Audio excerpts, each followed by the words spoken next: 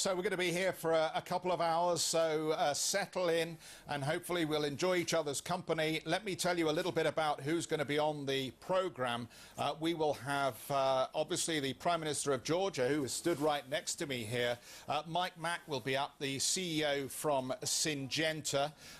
Let's also tell you Robin Niblett will be here from Chatham House. I have a feeling, though, that we are not going to be talking to the gentleman from Barrett Mr. Chopra, I understand not as well. No, but we're going to speak to the CIO of Algebris as well, talk about some investment opportunities. But as you saw on that list on the wall there, Mike Rake will be joining as well. We are going to be speaking to the Prime Minister of Georgia, so let's not delay him anymore. Irakli Garibashvili joins us now.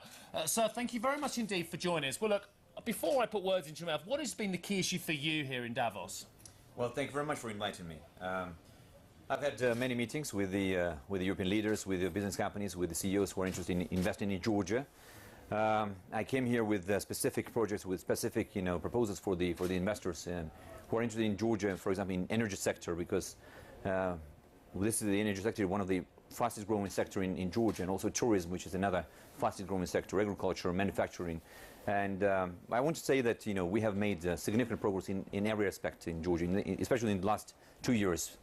Starting from agriculture, education, healthcare, and many others. And I think this is a great opportunity to meet with people and exchange views and opinions. Because we know that there has been some debate, and I think you've put that debate to bed, about whether your country is still pro-European and pro-Western, because there have been some changes at the tail end of last year, I think amongst others the Defence Minister as well. But I think you categorically said, we are all pro-Western in the government. I think that's pretty much what you said, isn't it?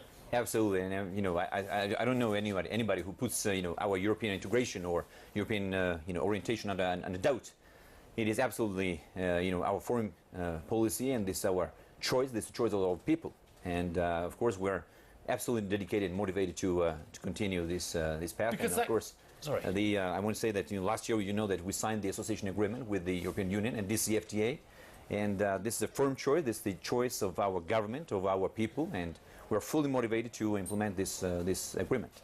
It's very important on two levels. One, because there is a high expectation for you to carry on reform of judiciary, reform of regulations, reform of the country as a whole. But on another level as well, and we've both spent a lot of time over the last year or so in Russia and Ukraine, and there's a big Ukrainian delegation here, big Russian delegation as well. Mr. Shuvalov I saw today, Mr. Poroshenko is here. And you're being dragged into this as well, of course, because of similar concerns about Russia and Russian influence. Abkhazia, of course, comes up again as well. So how has that manifested itself with you? Well, you know that the major problem with Russia, in our relations with Russia, is the occupied territories of Abkhazia and Ossetia. You know that we tried to normalize relations with Russia, and we separated our economic and trade relations from the political relationship. On the economic and trade side, we have some improvements, and they open the market for us, for our wine, agricultural goods, and so on. But on the political side, there has been no improvement. On the contrary, the Russian side didn't respond to our constructive policy in the same spirit. What they did is that 2 months ago, they signed a new treaty with the de facto Abkhazia, with the occupied region, Abkhazia, and today, Russian State Duma ratified this agreement. They're going to sign the same treaty with Ossetia. Basically, we consider these agreements as another step toward the annexation of our territories.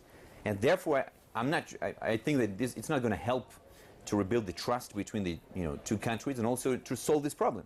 And our objective is to start to achieve the deoccupation of our country, of our regions, and start the immediate reconciliation with our citizens living in Abkhazia and Ossetia.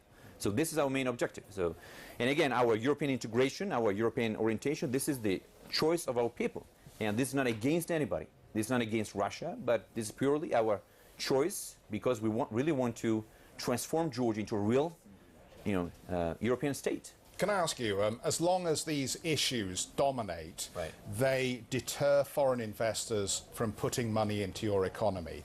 How do you overcome that conversation when you have that with them and they come and talk to you about business opportunities? I'll tell you. So I think, in the last 2 years, we proved that our government is a pragmatic, very constructive and predictable government. And we do not do anything against our national interests. We do not do anything in order to create some risk to our stability and safety. And what we did in the last 2 years, we reinforced the security and stability in our country and in the region because of our constructive policy, because of our constructive approach to anybody, right, including Russia, we create a stable environment and business-friendly environment for the foreign investors. And by the way, I want to say that in the third quarter, we had a sharp rise in the foreign direct investment. We had up, foreign direct investment jumped up to 99% if you compare it to last year, and 155% up to, if we compare it to 2012. So therefore, I wouldn't agree that, I understand some investors may have some fear. Yeah. They're watching, but they see the progress. They see that Georgia it is still a young democracy with young leadership, but very much motivated to deliver. What leadership would you like to see from the West then to address this more aggressive Putin posture to the former Soviet Union? What are you not seeing at the moment that you would like to see? Me or you mean? From either from Brussels or from Washington or from somewhere else? Well, that's the main question, right? How to deal with this crisis.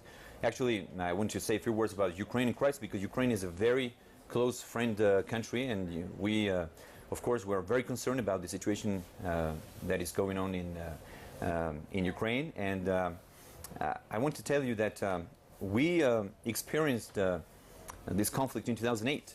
At that time, the world didn't pay attention or enough attention to that crisis or to that conflict in 2008, right? So now we have Ukrainian crisis. I think the international support, consolidated international reaction to such, such policy, right, from Russia, needs to be done, and properly and effectively. And of course, dialogue, peaceful dialogue. There's no alternative to the peaceful dialogue in this situation. Sir, thank you very much indeed for those words. Thank you very much. Very nice to see you.